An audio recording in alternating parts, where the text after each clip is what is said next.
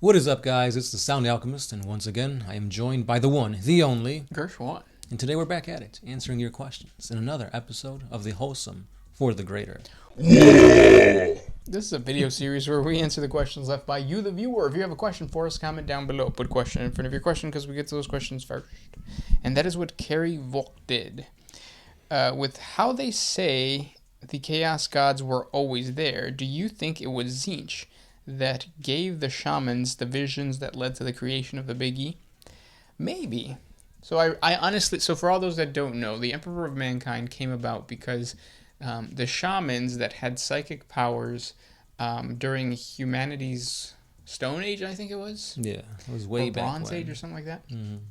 They were basically, they had visions of like, oh shit, like chaos entities and all that kind of stuff. We need to create something that's going to be able to, or it would be better for us to sacrifice ourselves, become the one or the new man, instead of having these entities steal our souls and never be able to like become immortal. So then they turned into the emperor. Now,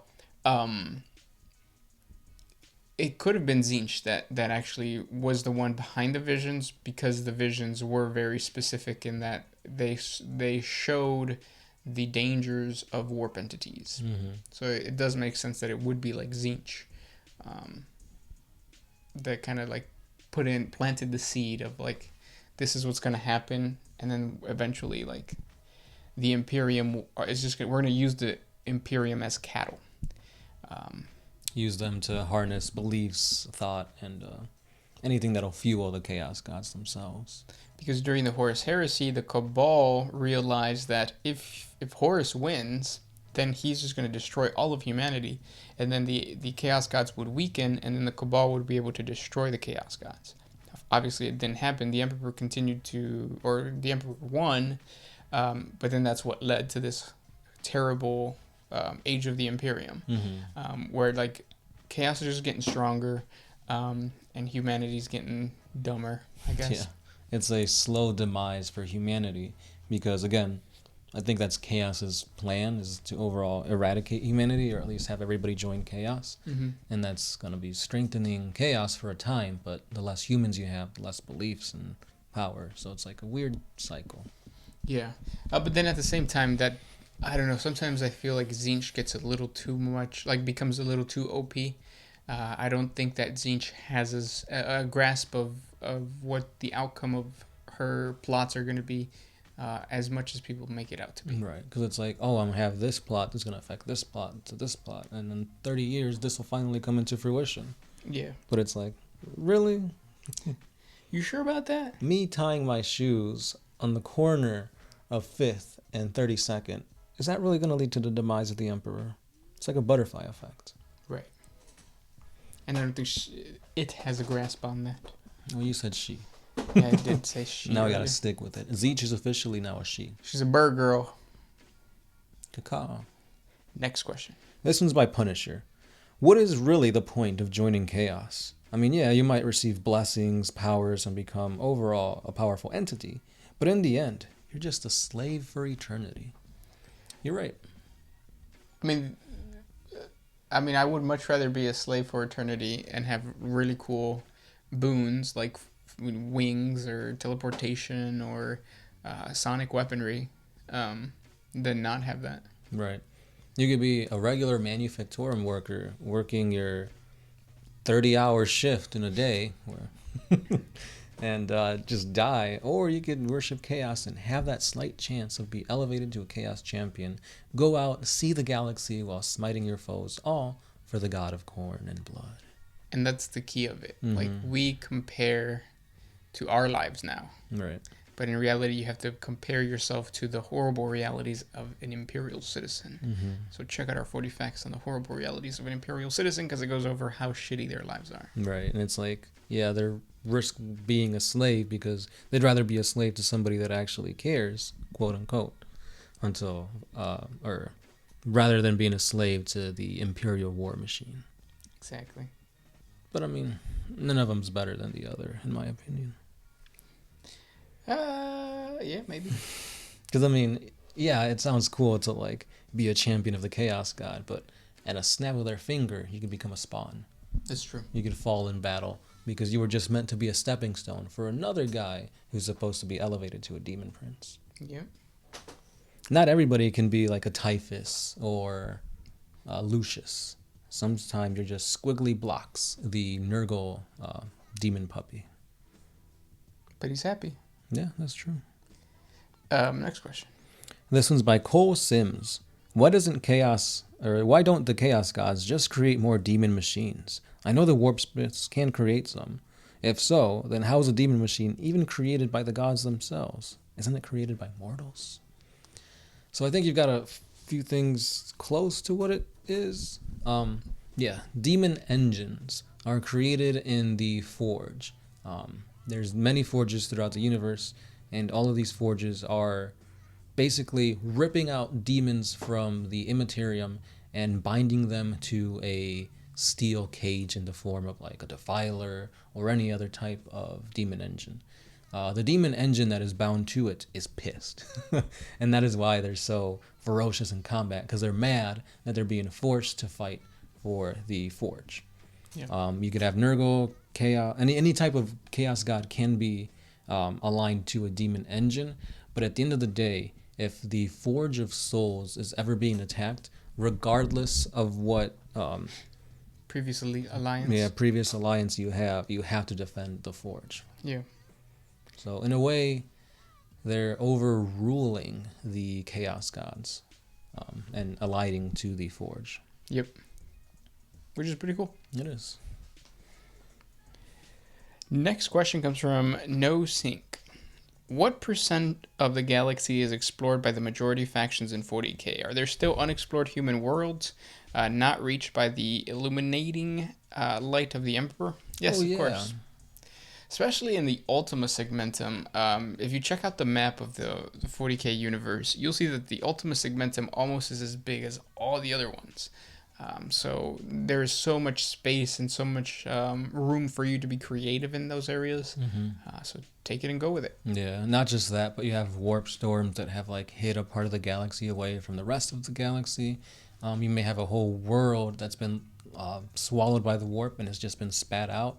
So even though you might have a section of space that has been completely mapped out, in a year or two you might have like 3 or 4 planets that just came out of nowhere. A perfect example of how you can manipulate the size of the galaxy to create something is the Iron Sleet team on Instagram. They also have a website. They did an amazing campaign where they were exploring the Thorn Moons. So like it just goes to show you how you can just take a certain section of space and then just be like, this is my world. I'm gonna build whatever I want with it. And obviously theirs is grim darkness and badassery, but yeah. So, I hope I answered the question. I think you did. Percentage. Oh, and then percentage-wise, you don't. I mean, their GW hasn't given us that. Yeah. The thing about any world building, don't give out concrete numbers, because it always gets it gets murky. It limits your creativity as a player. Same thing with like power levels and stuff like that. Oh, my character's Primarch level. It's like, really? Yeah, don't do that. Yeah. Next question. I have one from Frodo Bolsista. He asks, not related to 40K, sorry. I heard you guys play D&D. What are your thoughts about the vampire, the masquerade, and the white wolf in general? When it comes to D&D, we do a lot of homebrews. Mm-hmm. We don't really play like the modules or get into the actual story of D&D because usually the DM has his own world in mind, his own sandbox, so to speak, that he wants the players to explore. So because of that, we've been mostly focusing on that aspect of it. So it's like we play D&D with the rules in mind, but we're in the lore setting of whatever the DM has created. Yeah, so I don't know too much about the lore of... But even then, like, the lore... Because there's 2 divisions in Dungeons & Dragons. There's, like, overall lore. So, like, vampire acts this way. Mm-hmm. A dragon acts this way. And then there's the actual... like, named characters. And, like, this city, you have this lord. And you have Strahd and stuff like that, so... And that's even harder to get into, like... because then you actually have to role play a person that exists not in your head but exists in a book, without actually reading like a book. You're reading almost like a codex. Yeah, and I think that's why a lot of these modules aren't met with a lot of positive vibes. Like the Lair of the Dragon Queen or Tiamat, something like that. I heard that that's a really bad module to play, and like the villains aren't really great. But I think that happens because you're kind of forcing your players and your DM to abide to a story that they themselves may not be invested into, and some of the tropes and some of the ideas and mechanics may not, ally with the thoughts and mechanics that the players want to do. Yeah, so it's challenging. It's way different than 40K. Yeah, it's a good different. Yeah, because like we were saying earlier, 40K is much more like big epic battles, whereas D&D is more skirmish and interpersonal levels. So. Yeah, and role playing. Yeah, true. Okay. So this next one is by Leprechaun, and I'm scared of those. So I'm going to quickly read your question. Do you think that Guilliman, or any other Primarch for that matter, will reform the legions? And if so, how far in the future would that be? Maybe even as far as 50K? No, it's happening now. Guilliman is finally seeing the errors of the Codex Astartes, and he's slowly building up his Ultramarines. How long that's going to take, I'm not too sure, and what are the bad things that come about that from rebuilding it, I'm not too sure either. Yeah, the thing about the whole Codex Astartes' main reason for being created was to stop a heresy from happening again. But I'm pretty sure he's been told about like the Bad Ebb War and all these other chapters that have fallen to chaos. Because in my opinion, it's easier to turn a chapter to chaos than a whole legion. So maybe the Codex Astartes did help a little bit, but at this point, it's not doing enough. So yeah, reformation is key to survive in this grim, dark universe. Definitely. Next question comes from Timothy Armstrong. Third time asking, who is Colonel Bane and the Acid Dogs? Check out our 40 facts on the Acid Dogs. We talk about both of those things on there. Off the top of my head, they're just an Imperial Guard regiment that's really badass. Kind of like the 10th First and Only. They have a lot of, they have a book. So. Yeah. I don't know. I feel like there's a lot of Imperial Guard regiments that can have their own book and be really awesome. Mm-hmm. Because at the end of the day, they're just war stories, and with a fantastical nature to them. Who doesn't want to listen to war stories? They're fun. Even if you're just killing cows from a helicopter. What? Yeah. Hey, there you go. We'll leave it at that. Next question. This one's by Non-Sync. We already did that one, actually. I have one from Shinku Kirito Ishika. What would things be like if Ferrous Manus didn't die? Also, what if the Iron Hands still were capable of fighting and are able to participate in the Siege of Terra? And what will Ferrous Manus do afterwards, assuming that he didn't disappear and that on Guilliman's return? That is a very interesting question. I've thought about it for a while. And if he didn't die, I think that Ferrous Manus' main objective would be to get his best friend back. Seeing Fulgrim fall to chaos, not only for, because it wasn't his, idea, the whole thing with the painting and the demon taking over him. I think that he saw some sort of quote-unquote humanity still left in Fulgrim, and, that would be his calling in these troubling times. It would work because, let's say he, all the other Primarchs left after the heresy, his leaving would be following Fulgrim or leaving the Imperium to find a way to bring Fulgrim back to the Loyalist side. Yeah, and it might have even changed the whole Codex Astartes because I think Guilliman, I think Ferrous Manus had a strong sense of unity with his legion because of all the clans, so it would have been difficult for him to be let's split all these guys up. So having another loyalist on the side of against the Codex Astartes would have been maybe tipped the scales towards or against the Codex Astartes. Right. It would also be cool to see them maybe ally with the AdMech. Have Skitarii legions within the Iron Hands, or Iron Hand Space Marines within the Skitarii legions. It'd be pretty cool. Yeah, it would be really interesting, because then you do have the risk of running another Legion Strength chapter. Mm-hmm. Yeah. Next question comes from Odin, God of Wisdom. How would you guys supplement a Fallen Angel's army? Chaos units or full Dark Angels, non-Primaris painted differently? The second one, yeah. I always liked 30K Dark Angels with like their black armor and the whole like King Arthur and the Round Table and knights kind of lore to it. Yeah. That'd be really cool.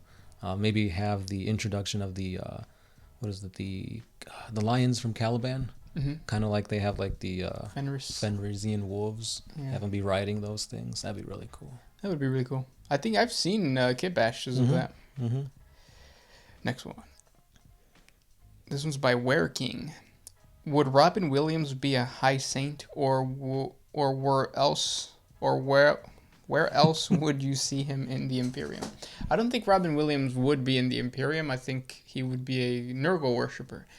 Rumor has it that he was a Nurgle worshipper, as in well real as, life. Yeah, or sorry, that he was a Nurgle player. Yeah. And he liked the lore of Nurgle. On top of that, he also played Eldar, so he might have been like a Cabal member or something. He's probably in the gardens of Nurgle, talking to Isha, still concocting some stuff. Yeah, laughing. Mm-hmm. Like the genie. 10,000 years. Sure. Next question. I got one from Gopher Tastes Good. I've never had Gopher. In each faction, who or what unit is considered a one-man army in 40K? So any Primarch in the Space Marines. I don't think any Imperial. What do you call it? The Like Imperial Guard? yeah. Well, I think They don't have any. Yarick. He's not a one-man army though. Oh well, Sly Marble then. Yeah. That's the internet's one-man army. Mm-hmm. Also, since because you said that you're a Necron fan, I think the Silent King would be like a one-man army. I don't know, because to me he's not a man of action. He's like the brains behind it all. What's interesting though is I did a 40 facts video. My stomach is growling. I wonder if you guys can hear that. I did a 40 facts video on one of the overlords. He was a Pharaon, and he had a scythe that was so powerful it can destroy worlds. Yeah, Almantak, I think. Yeah. Yeah. And so, in that same sense, I think the Silent King would have a weapon capable of doing that. Maybe like an orb or some type of gun that's just like points it at a world. He's got a Death Star ring. Yeah. Made by a Jakaro. That'd be kind of cool. Yeah, but Catan can do that. Miguelito. Hands down. Bridget B, she blew my world. Mm-hmm. Lanesh for sure. Oh yeah. Chaos. Oh yeah. So the Primarchs. Chaos Primarchs can probably be considered a one-man army. The Eldar, you have the Phoenix Lords. It hurts to say this, but not the Avatars. No, the Avatars suck. They should be, in my opinion, they should be. Mm-hmm. But what about Tau? One-man army. Farsight. I mean, he can't die. He can die. It's just his life is being progressed or like prolonged by taking souls. Then the Ors Gotskul Magurk Thraka. Mm-hmm. That's pretty much it. The Tyranids. Oh, I mean, the Tyranids is just one giant organism, so that's already one. A one-man army. It's just cells fighting you. Yeah. Next question, then this will be the last question. What do you got? We can go with Ty Shingleton. We haven't heard from him in a while. Why has humanity not taken over and repurposed Eldar craft worlds? That's against the law, man. Yeah, that is heresy, almost in the highest regard. Anything that's considered Xenos is forbidden for humans to tamper with, quote unquote. Ask that to the Death Watch. The Death Watch, and even like some of the Skitarii legions, they also dabble with that stuff. But another reason why is because these craft worlds, the Eldar aren't going to part ways with them without a fight. Many times where a craft world is going to be lost, they overload the Infinity Circuit and they blow it up. Yep. So. And then on top of that, the way that Wraithbone is created is like Games Workshop takes from Tolkien, and like it's supposed to be like using the psychic abilities to like sing it into existence.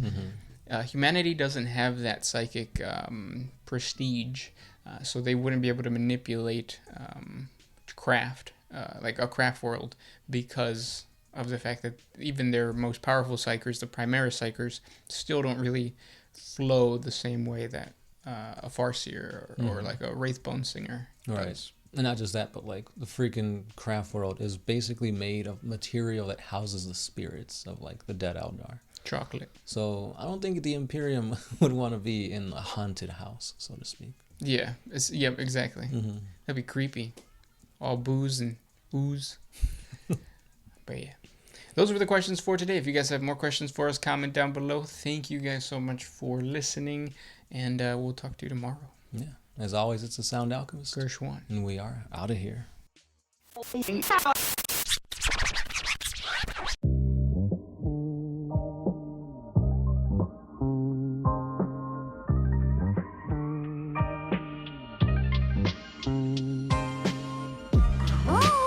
this?